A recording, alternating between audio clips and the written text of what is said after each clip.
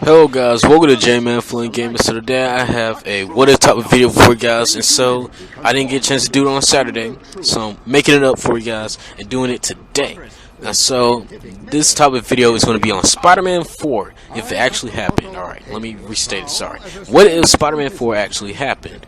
Alright, so as you guys know, a lot of people didn't really like Spider-Man 3.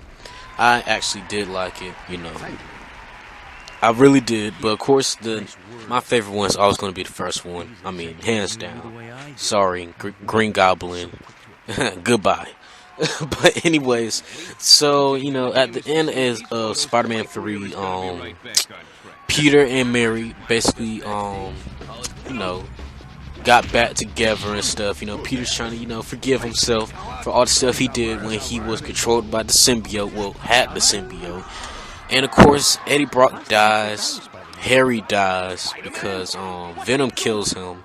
Then basically Eddie Brock kind of killed himself a little bit, I guess you could say.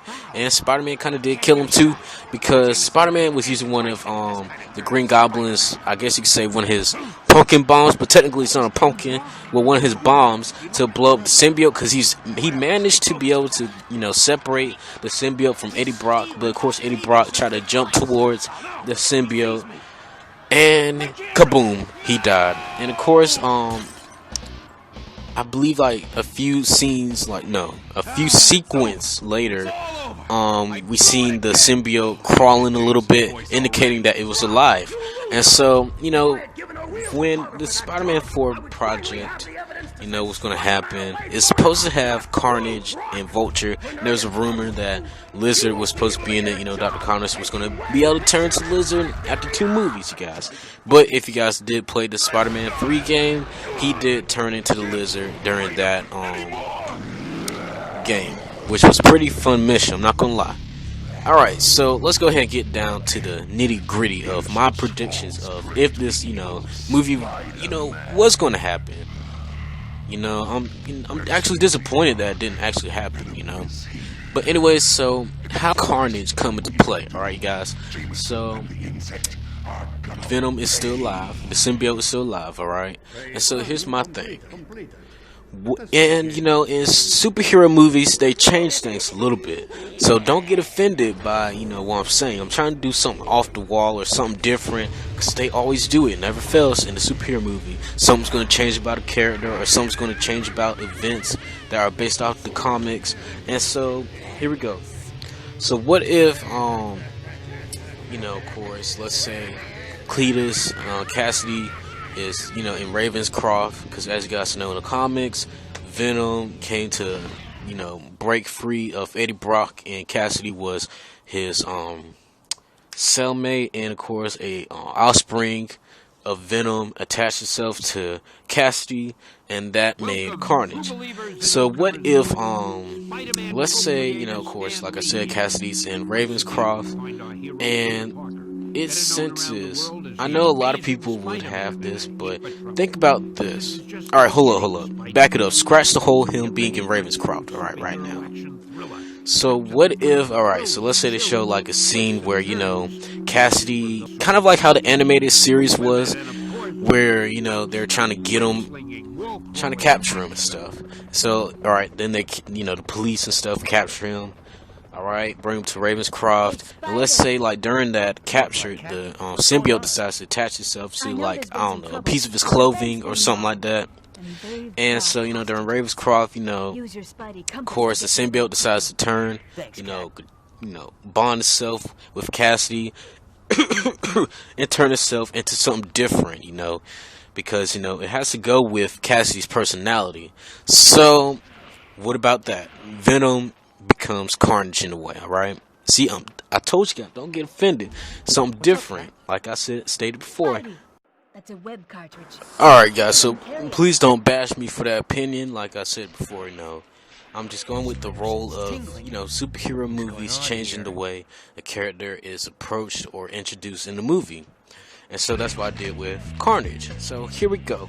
Let's go ahead and move on to how Vulture would be developed in Spider-Man 4. Alright, so here we go. I'm gonna go based on trying to remember on the animated series that was in excuse me, in the 90s. And so I believe his name was Adrian Toon Vulture. I think that was his name. It was something like that. And so, you know, he was working with Osborn, and of course, I believe he got fired or something like that. And you know, he's working on a prototype, which was, of course, the whole the suit, the Vulture suit. And so, of course, he decides to, you know, finish it up and decides to, like, try to take revenge up against, you know, Osborn. I believe it was something like that. It's been like some years since I've seen that episode, guys. And so it could be something like that, you know, and then eventually, like in the comics, the first timeline, you know, back in the 60s when Vulture, I believe it was, hold up, yeah, he, you know, we used to rob different places, and at one point he tried to,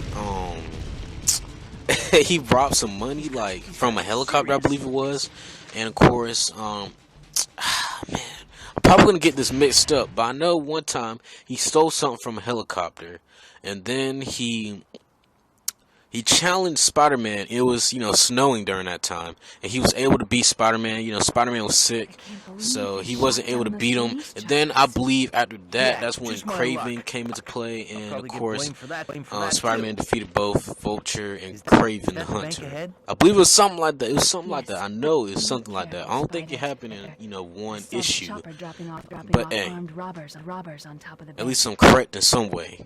But anyways, guys, so something like that for Vulture.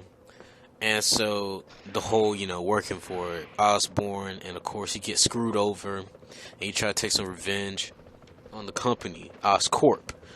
So yeah, so what do you guys think of this idea of, you know, how Spider-Man 4 could have actually happened? You know, of course Peter Parker and Mary Jane could have been married, and of course that would have been cool too. So let me know in the comments down below what you guys think of this. I know I could have went more in depth with it, but you know, I was trying to keep it basic and simple. I didn't want to get all complex and stuff, because I could have went on and on about it. But follow us on Twitter and Instagram at JmanFlameGaming. And so on my Ever channel, I will be talking about some Ever things later on this week, and same thing with this week. Alright guys, so on my Ever channel, I'll be talking about top 10 25 Spider-Man villains that should be in the third reboots. Well, the second reboots, alright guys.